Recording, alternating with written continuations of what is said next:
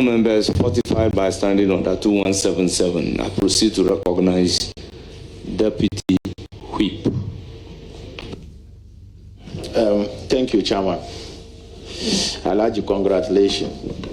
I think I will also join my colleagues to say that you've been not only a leader, but a father to many of us in the chamber. Chairman, my question to him, I intend not to ask you a question because you are a six-time member of parliament, a former leader of parliament, a former minister, you know, you have it all. But there was some news that I cited in some section of the media to the effect that you said youth who are unemployed in our country can go and cut grass where they breed animals or gather stones and sell where there are buildings. I want a clarification. In which context did you say so? And the first question should be if actually you said so, and if yes, in which context? Thank you, Mr. Chairman. Mr. Chairman, if this question were not asked, I wouldn't have been happy at all. Mr. Chairman, I was at Newsfile. I think it was 2015 or so, and Ghana was getting hot. Campaigning was on for the elections, 2016 general elections. I went to Newsfile and I was asked a question. It was about job creation and about getting people to be employed. I explained that whilst I was coming, I met a specialist. And he explained to me that everybody can work. And when he said so, he cited those examples. He said that if people are not employed, if people want to be employed, they can be employed on their own. Even if they have no education, they have no skill, they could still work. And he cited the example of a person living close to a place where buildings are being constructed. And he said, if you live within that space, that area, and you feel you are unemployed, you can create a job for yourself. He didn't say graduates, because I heard people saying, I said graduates, I never said that. So that person said, for persons who are unskilled and not educated, and you live close to a place where construction is taking place, you could gather the stones there, you could gather stones there. At the time, stones were, the trip of stones was about 1,200 Ghana cedis. And he said if you did so, those stones could be sold and you earn something for yourself. And then he also said that if you live in a place where there are breeding animals, with such a person as I described, you could also cut grasses and sell to those people and you will earn something. In this sense, that single person who has no education and no skill can still be employed by himself. So I cited that, and then they captured the part I was explaining that alone and used it a lot. I realized I saw it a lot in the 2016 campaign against NDC, that I said they should go and cut grasses, graduates should go and cut grasses and then, collect stones and all that. Mr. Speaker, Mr. Chairman, I know what I was talking about. And when I realized that people were misunderstanding and misusing it, I was looking for the full tape to play so people can see what I was saying. And I was also looking for the gentleman who gave me that idea to come to Joy News or Joy FM and speak about it. The man cannot be found. So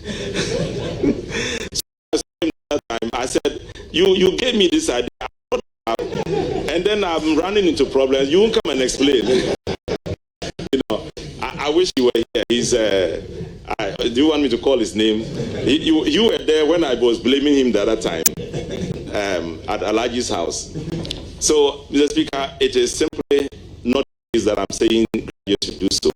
I was just quoting somebody and trying to encourage my Ghanaian fellows that if you are a nurse and you have the skill, you are better off. You go to a community where there are no nurses, you can set up something on your own. If you have money, you go to a town where vehicles are not sold, you can buy vehicles and send them for sale. If you go to a place where there's a particular product that the people consume a lot, you can go and produce that product and send it there. That's a bigger form of it. That was just a basic example. Other examples could take place. If you go to a place where there are no computers, you can send computers there for sale. If you go to a place where people don't have electronic knowledge about anything, you can go and set up an industry there. It is give perspective to the Ghanaian workforce, so we can find within ourselves the capacity and the means to earn a living. Thank you. Thank you very much. Any further question? Yeah, Chairman, just a follow-up on this one.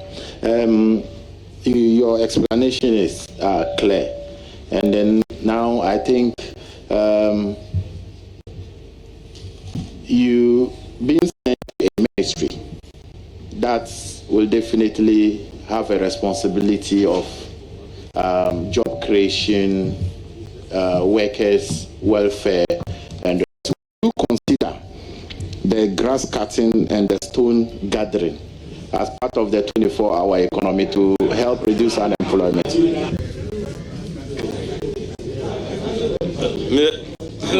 Honorable nominee, I wonder if you can cut grass in the night, but I will give you the floor. Mr. Speaker, you know, somebody called me from his constituency the last time and said, you said something and people misunderstood you. And he said, I swear to you, I'm now a graduate because I grew up and saw my father carrying leaves for sale.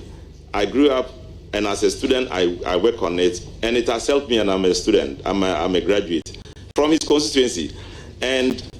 But this is not the kind of 24-hour economy we are talking about. We are talking about every enterprise that will require work to produce resource, and you know that within the 24-hour period, you will still need to continue to work. Our policy is to support you to do so, to energize you to do so, to find the kind of incentive for you to be able to function properly and effectively, create more opportunity and produce more. Thank you, Mr. Chairman. Thank you very much. Chairman, my last question. No, I only ask one and this follow-up. So, Chairman, my question is the government, whether the government have any intention to increase salaries of public workers in 2025.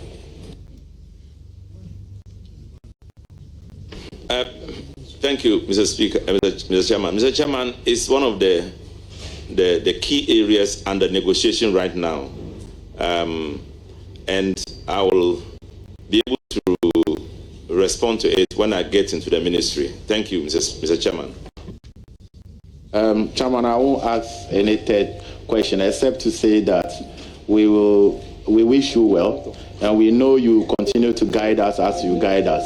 You always show leadership. Even coming back to the 9th Parliament, I was surprised because my sister Hajia Humo put a very spirited fight to take you off. But at the end of the day, you still show that you are a leader. But we beg you, don't come back again. Let Hajia Humo come back. Thank you. Thank you very much. Under the same provision in our standing order, I recognize Jerry Shaib. Thank you very much, my very respected chairman. Mr. Chairman, just a follow-up on Honorable Ritana Odelesowe's issue on child labor. So we have about 160 million children involved in child labor globally. In Ghana, as we speak now, the percentage for child population between 5 to 17 years, it's about 21%, which is alarming. I recently watched a documentary on CNN, and it was somewhere in the Volta region, and it was specifically about fishing. I want to know, first of all, what accounts for this problem of child labor in your view, and how do you practically intend to provide some solid solutions to child labor? Thank you. Mr. Chairman, a few years ago, Chairman Sir Bonsu was majority leader. There emerged a problem with the European Union. The government wanted to address the problem. He was asked to lead a group. He, along with my minority leader, Haruna Idrisu, were asked to go and to solve the problem. One of the key areas was that they won't buy our cocoa because we use child labor. We are transferring money into the European Union illegally, etc. So I went with the plus three other members of parliament, and we went to the European Union. Their key concern was with the issue of child labor. One of the solutions, one of the explanations we gave was that in Ghana, when a man is going to farm, they take their children and they go to work.